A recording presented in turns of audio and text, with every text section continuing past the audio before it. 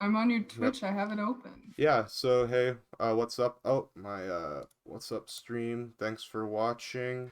First, you know, just ask me any starter questions that you want to start off with. Just what do you want to know right off the bat? I feel like when you DM, I'm always really impressed that you can like roll with it. Yeah. Do you usually have that planned out? Like, Um, how much of it is improvisation? I'll have a general idea or a general premise of where I want the party to go, what I want the theme of the campaign to be. Um, but I do make up most everything. I'll even change some of the things in the premise, depending on what the party wants to do, where it seems like you're heading. Um, what did you ask? Say that again. Sorry. Like the creativity of like Oh, how do you come up with all the details? okay. So there's a couple tools that you can use if you don't, if it's like pretty overwhelming. The way that I start every world is I'm kind of I take it all, I do it all at once. First, I start off with the actual continents, and I guess I could draw a picture on stream just to give you a really brief thing. But right now, I'm gonna give this tool to you that is really helpful, especially if you're making up stuff on the fly, and if you have it open and you can do it really fast. You can go to donjon.bin.sh. Um, so that's donjon.bin.sh, and I'll post it in the Discord too. Put it in Twitch as well. And I'm gonna show it on stream in just a second. Ah, this is cool. Yeah, so it's a complete like it has random generators for lots of different things. So yeah, you can see the name generator. You can even generate a completely random world map. It has a lot of cool settings there. Names, the random generator under fantasy is going to be really good for the actual campaign because you can do quests, random locations, encounters, NPCs, pickpocket loot, etc. Towns, castles, all these other small little details that really make the world pop. And even random ends. So you can do a lot of detailed things with like generators like this online. That's one thing that you can do, and as you do that, you start to get the hang of it. You start to just you can a lot of the times I even reuse concepts, I reuse NPCs, I reuse monsters, I reuse items all the time. Like I was DMing for some students, and I started them off in Logtown, like I did you all. But since we only had like 30 minutes or so, I gave them a really fast version of it. So they started off at the feasting at the end, at the beginning, like you all did. But I didn't have them see the goblin that was inside. They just went straight to the North Woods and fought the wereworms. Without doing the other stuff. So that's another example of where I've sort of changed the trajectory of the campaign as I'm going, just to sort of suit how each player's play style is taking them. Um, so yeah, another thing that I like to do whenever I'm making names for things is I just straight up take Latin words and put them in. It's just really simple, sounds fantasy like. A lot of most people don't know Latin, so it's just like, ooh, fancy name. But you've taken Latin, so that's another Mm. example. And I don't know if I've ever given you this website. It's called Whitaker's Words, or if you know of it, it's very useful. You can put in a Latin word, let's say Ooh. homo, and then it'll give you the dictionary entry for My homo man. professor had us use this. My Oh, really? professor told us about this in class. Oh, yeah. So it's very useful. It's very comprehensive. It can even do medieval words. And I don't just use Latin. I'll use other languages too, especially ancient languages. If I want to like cut and mix and match words together, like if I want to make like Old English, I'll show you an Old English translator too. So other languages, especially ancient classic languages, are a trove of knowledge for naming things specifically. And even if you want to gain inspiration for the mechanics of your world, like how the magic works, or how I don't know, how the governments are actually laid out. Like if I want to create a culture in the fantasy world that uses an empire, or has like imperial aims, I might use Latin because it has a lot of words for empire or a conquest or war or things like that that I'm familiar with and can apply because I can like translate the contexts over like like a legate, like a Roman legate. Like legate could be a good word for like invoking that imperial sense. That's what Skyrim does actually. They call their empire faction the Imperials. They call them legates, so they are actually straight up copying that Roman aesthetic. Um, so that's like the general overview of world building of how I start off things. You asked me about how I make all the detailed stuff. Um, so I've always been like a fan of the Lord of the Rings and all of the detailed work that goes into that and like the Silmarillion. So even from like a young age, again, it's like a skill that I've sort of been practicing. And like just reading and rereading the Lord of the Rings, it's like helped me. I use that as sort of like the model for just how in depth I need to go. And over the years, I've gotten really good at making stuff up that sounds really in depth as I go. A lot, you would be surprised at the amount of lore that I have incorporated into the world that I have just made up on the spot. Again, it's tailoring it to your characters and what you want to do. So whenever you're looking at different settings and different like novels and stories, it's really almost encouraged to just borrow stuff and apply it to your own setting, to your own story. As long as your players don't catch it immediately or they just don't catch it at all. It's really just about how much fun they're going to have with it and how much they like to interact with it.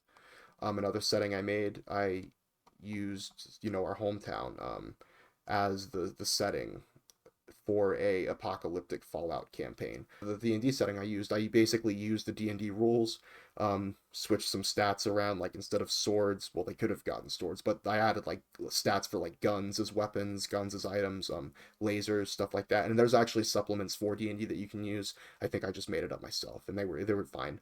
And I also implemented other rules that could mimic some of the mechanics in Fallout, like certain feats. We haven't really done feats yet in our game, so that's another thing that you'll have to learn and read up in the book. Basically, feats are like special traits that you can take at certain levels. Excuse me. Um, to improve your character and give them special abilities. So for the details, it's really again, it's just like a matter of practice and reading and consuming other media, paying attention to how other games or other novels or stories, what details they include and what those details do for the characters. And if I do include details, I try to make them somewhat relevant, unless it's just something funny that like you might roll a one. You might roll a one and not notice that the guard is wearing a certain type of armor, but I don't know, his teeth are just beautiful. He very clearly takes care of his teeth and brushes his teeth. So it's just like little minor details like that like make you laugh or give you some insight to how the NPCs in the world is actually working, even in the case that you fail rolls. Does all that make sense? That was a lot. Mhm. Yeah, yeah, that's really interesting. And that's like I feel like you're really good at the details, especially of like the world and the culture. Like it's really interesting to compare the different styles because I've been in Mari's campaign, I've been in your campaign, and also one session of Luke, and you all have like really different styles, and you focus a lot on the details of like the culture and the society and the town that we're in, and I just think that's really cool. Thanks. Yeah, that's why I like to start off at starting the world off, building it all at once. Like I like to make a political map of the world with every faction laid out, with every faction's name laid out, with every country, and have a general idea of what I'm basing the cultures off of. Like I might be basing them off of a real life culture, or I might be mishmashing stuff together. Like names for places, particularly, they're just really simple. In the real world, and there's Mhm. no reason to make them super complicated in the game world either. Like people, whenever they're making fantasy maps, tend to like, especially whenever they name their continent, they always like to start it off with like an A and then end it with an A. You know what I mean? Like the naming conventions, like, and they just like make it superficially fantastical. But really, all you really do need is like simple names. So yeah, that's about naming details. Politics and culture, again, I think just look to the real world, look to real world history, but don't like just straight up copy paste it because you can run it like even with the naming stuff. I try to be really careful with how I deal with it, and how I actually I don't want to be like disrespectful to whatever language or whatever I'm doing, especially stuff that might I try not to use like living languages, um unless it's like just English as the fill-in for common. I try to use like old or like traditional or whatever. So yeah, true, and even that, and especially like if whenever you decide that one culture uses one certain language, that's just a fine segue into looking what other aspects of that culture might fit in, or what other aspects of other cultures might fit into that culture you're trying to create in the game. Um, and this brings me to why do cultures, what's going to drive the story in the world, and that's going to depend on the cultures and the factions you create. So yeah, and then other stuff that is going to help you fill in the details is actually looking through the Dungeon Master's Guide and the Player's Handbook and giving it just a read through all the way through at least once, and then you can use it as a reference book because it has a Yeah. lot of tables for randomly generating things. I have it right here. And I'll just go through. This is how the DM guide it lays out its books and how it expects you to begin setting up your game and start DMing. So part one, it's creating a world. We've already sort of done that. It has some more specific definitions of things that are going to be good for you to understand, like the tiers of play. What challenges to expect at what levels. Like right now you're sort of like at the beginning stage of levels 1 through 4. After that it becomes like heroic or something, and then you start fighting like big threats, and then after that it's like, I don't know, legendary, and then like mythic, where you start fighting gods and stuff like that, and like big dragons. And then there's like flavors of fantasy and play style. So flavors of plant. These are part sections in the part one. Play style is just how all the different like, and you mentioned it before, how each DM has their own DM style. Each player has their own play style. Some players really like fighting, get really into combat, and on the extreme version of that player is the one that just like is called the murder hobo, which is how players that just want to kill and steal are referred to by DMs. You know, we call them murder hobos. Uh, I like our group because our play styles are very compatible. We're all very willing Mhm. to like Mari, for example. I think would be like a social, more social RP or whatever. Mhm. I'm more of I don't know what I would be. I don't really get to play a whole lot, but so I don't really have. I actually don't know. I'm not like a completely social, but I'm also not combat. There's actually I know you like personality tests. There's a D and Mhm. D you can so if you can take a personality test as your character basically, if you want to sort of understand a little bit more of what play style you might fall into. There is a specific play style personality test though. I think it's like called Bartles or something. Yeah, the Bartle taxonomy of player types. Um, this is what a lot of D&D players like. You know how I feel about personality tests like this, but they are just kind of fun. Achievers, explorers, socializers, and killers. Achievers like to level up. They like to meet goals. Explorers like to roam the world and learn more about the details and stuff like that. That's probably what I would be an explorer. Um, Socializers are like, what it sounds like, people that like to talk to the NPCs, develop their characters, like narrative with each other. And then killers are where the murder hobos come from. Okay, so yeah, that's the play styles, and then flavors of fantasy. There's a couple different things. I'm gonna tell you that our campaign that I'm running is just like high fantasy, classic fantasy. There are some other types. There's like sword and sorcery. That's sort of like gritty high fantasy. So heroic fantasy is what we're doing. This is like the baseline D&D. It's what people think of whenever they want to play D&D. Then there's sword and sorcery. It's like grimdark. It's sort of gritty. Cities are uh, just dark. I don't know how to describe it. It's sort of like it's rooted in fantasy fiction, like fantasy novels and like classic fantasy novels from the 70s and 80s. Epic fantasy is like the Lord of the Rings kind of borders between heroic fantasy and epic fantasy, but epic fantasy is like, like epics, like Greek epics, like Odysseus, like fighting gods and stuff like that. Or no, actually, yeah. Well, not fighting gods, but like meeting gods, getting help from the gods, a lot of stuff like that, giant monsters.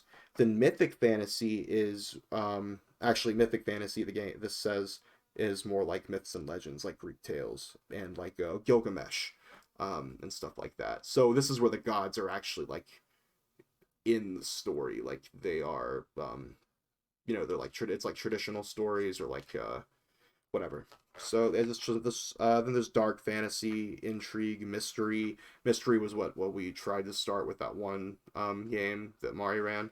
Um, Yeah. then there's war games. We started off mine kind of with Ooh. a war setting. So war games are what D&D evolved from. War games Mm-hmm. being like you get a big board, and this is what Warhammer the game falls into if you ever hear that. You get a whole bunch of miniatures. There's different rules for taking miniatures, beating them up, killing your opponent, whatever. And D&D originally started from this game called Chainmail, I think is what it was called. That's where the rules were originally adapted from, or the D20 system was it adapted from. I can't remember exactly. Then there's like swashbuckling, so like pirates. These are more just settings. This is more about the setting that you actually create. This one is called Wuxia. I don't like this. It's kind of racist because it's like the Japanese ninja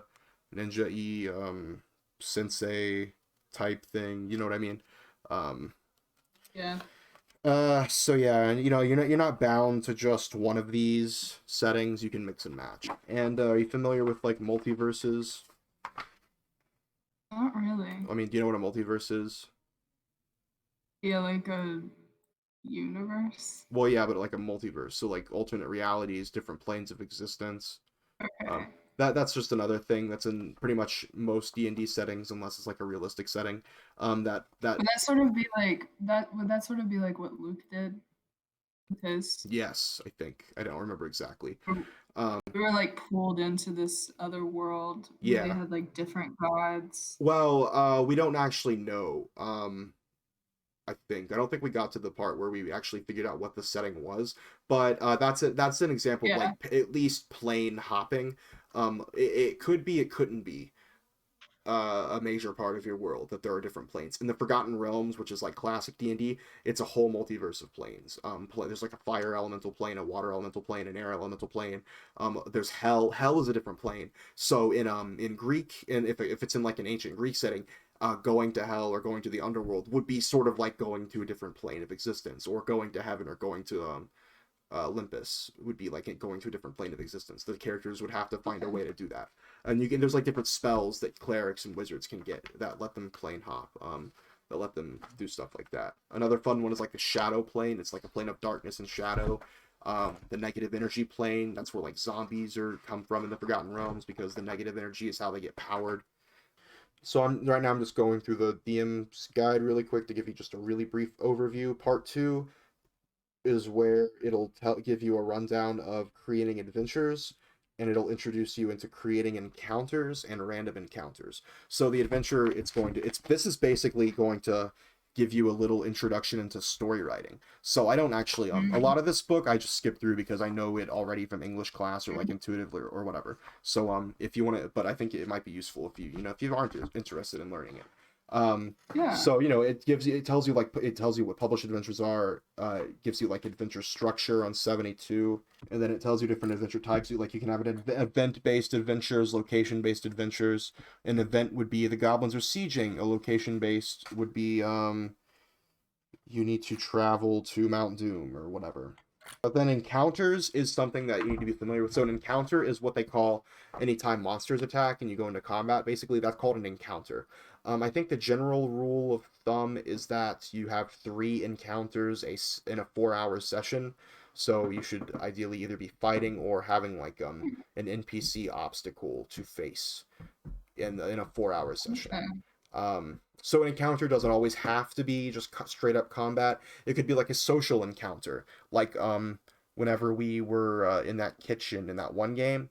Um, I forget what we were doing. Uh, Stealing something. you probably. Yeah, so I know what you're saying though. Yeah. that's an encounter. And so there's a way to balance encounters. Donjon, again, can give you a monster table and will let you balance encounters based on level. There's something called it's abbreviated the CR. That is combat rank, I think. And there's some formula that you can use to calculate that. So the combat rank is the estimated, like the total pool that all of the monsters will add up to. So each monster has its own has its own combat level or combat rank. I don't know if it's CL or CR actually, but it has its own little combat rating maybe. That say like a goblin might have 0.25, so if your party adds up to a combat level of 1 for an encounter, which might be like 4 level 1s. So it's not just like cumulative, like 4 level 1 adventurers. I don't know the numbers exactly, but they might be best suited to fighting 4 goblins or maybe 1 hobgoblin, because the hobgoblin might have a 1 CL, or the 4 goblins together make up 1 total if they all have 0.25. Does that make sense so far? Yeah, I So think so. what I do, I don't even I whenever I said I make up these things, I make up the encounters too. I and all these numbers, I don't like it, but this is useful for you to get used to. And so since I'm already like used to actually setting encounters, I understand how to balance encounters as I go. Like for example, that one in the beginning session, whenever I had you fight off the goblins in the siege, I told you like 50 goblins sieged it. I'm not gonna have you go through and fight each goblin individually. Mm-hmm. I'm gonna have you make a couple random. I'm gonna have you make a couple rolls and like maybe add your modifiers or whatever, and that's gonna determine how well you fight them off. So it's up to you how you want to choose to do that as a DM. You can either just wave it away like that, like I like to do, or you can go into the nitty gritty of the combat. Without the physical model though, it's kind of hard to do the combat minifigure game. But yeah. So whenever I remember, like I said before, D&D comes from that war minifigure war game. That's why it has the combat rules like it does. Those are like a holdover from that. I don't know if you'll answer this, but the tree in our last session, did you plan that or did you improvise that? It was a mix. Um, Okay. I planned some things that made the tree possible, but I wasn't at that point. I hadn't like planned for you to meet it specifically. Okay. But yeah, I didn't explicitly be like, hey, they're gonna fight this tree. I actually thought like, oh, this would be really cool as you got to it, because I realized I needed to put it on. I needed to give you an encounter. Mm-hmm. Um, so yeah, then there's this little section about designing NPCs, NPC party members. It gives you some rules for hirelings, and then contacts, and then how to like customize your villains. Again, this is stuff that's comes really easy to me as like a story writer, someone that's been playing games like this, creating stuff like this for a while, and it just might be good for you to give it like a little like literalist run through as you if you design a campaign using the DM guide. Um, and like again, it gives you all these tables for rolling traits and stuff and ideas. Chapter 5 is dungeons, mapping dungeons, gives you rules for doing survival and wilderness stuff, and settlements, and how to map settlements and urban encounters, and in traps as well. Again, stuff like this, it's really up to you whether you want to use the book or not, or if you want to Google stuff. I actually, whenever I made a world, I use this one. I can't remember the website right now, but I Google like medieval population demographics, and then that brings me like the math for what it would be like for a population of so many people in what kind of city during the Middle Ages or whatever. And that gives me like a reference point in actually designing the settlements of my games so that they're more realistic and that the world makes sense from our human perspective. Now, if there's magic involved, all shit like that can go out the window. It doesn't matter. Magic can do basically anything that bypasses that. If you want Atlantis that has a magic bubble dome that can house 1 million fucking people or whatever, that's fine. There's not going to be specific rules that you have to follow. Just do whatever you want to do that sounds fun, that sounds cool, and that's part of your imagination. These rules are just going to give you like that outline to work through. Traps are going to be good to know. Usually stuff like this, little specific stuff like this, I just hand wave with reflex with saving throws and ability checks. I don't like to go into the nitty gritty number crunching part of the game too much. Then chapter 6, between adventures, this gives you like downtime activities, how to track Mm-hmm. stuff, recurring expenses. This is what I use for references for like food and stuff. How much you should be spending on your general upkeep. Like how much it costs to house the party or feed the party. And then artifacts. So chapter 7 is treasure. This is just fun to read through because it can give you ideas. That's another example of stuff where you can pull ideas from, because like this book is full of just items and item names and magic items and Mm-hmm. stuff like that. And it gives you like treasure tables that you can get a general idea for how much treasure your party should be getting as they go through encounters and dungeons. And part 3 gives you the table rules for running the game. This will be the most important for you at this point, I think. So I think you should definitely go through part I'm 3 and thinking read the through it. same thing. Part 3, you should definitely read through all of it. If you just skim through the Okay. rest, that's fine because a lot of it's just flavor. Part 3 is where the Hmm. mechanics come in. You know most of the table rules. I can't give you all of the table rules right here because that would take forever. So you're just gonna have to read through them all. I don't know, and again, there's stuff that even I get wrong sometimes that I have to look up every single time because I can't remember. Um, so if there is stuff like that that you notice, add that to your DM screen. Um, so your Mm. DM screen is basically your cheat sheet for all these mechanical rules. Um, Mm. it's just easy to make a graphic for it, make a doc, fill it up with as much stuff as you can or as you want, or like even like a picture. Or you can find some online. Um, and they'll typically have like blocks of general obstacles. Like they might have like a DC 15 poison trap, a DC 10 fire trap, a DC 5 bear trap, or whatever. And DC stands for difficulty check. Just to Okay. remind you, that's So what. this screen, Yeah, is the screen, the one that I downloaded, is this sort of like an example? Like, would you make your own? yeah. You can make your own. That's like an official Okay. one. Oh, okay. Yeah, there's So not then you might make your own to the camp. specific to the campaign as Yeah, well. yeah. If there's like specific numbers that you need to remember, specific names, specific NPCs, or if there's like a theme of names, you can have like a little name bank. Then chapter 9 is like the workshop options that gives you this little tutorial in making stuff, like creating new monsters or creating spells or whatever. And then at the very end, there's an appendix with monster lists, maps, dungeon inspiration, and random dungeons. So that was just a really quick run through of the contents of the DM guide. It seems really difficult. Yeah, so once you understand the mechanics, you get a comfortable grasp of those. It gets really easy, especially that chapter 8, and especially the player's handbook. Then you're gonna want to know the general gist of every class, all the races, how all those can affect. Look up optimal class builds. Reddit will have a lot of stuff. Mm. So that you can get a feel for how the game should be played optimally and efficiently, like in terms of combat and in terms of balancing encounters. Maybe your party doesn't have a cleric or someone that can deal with undead, so then you have a choice in planning your game. You can either send a lot of undead at them and make it a hard game for them, or you can just have no undead at all and it's just not something you deal with because maybe you don't want them to have to deal with it, or something like that.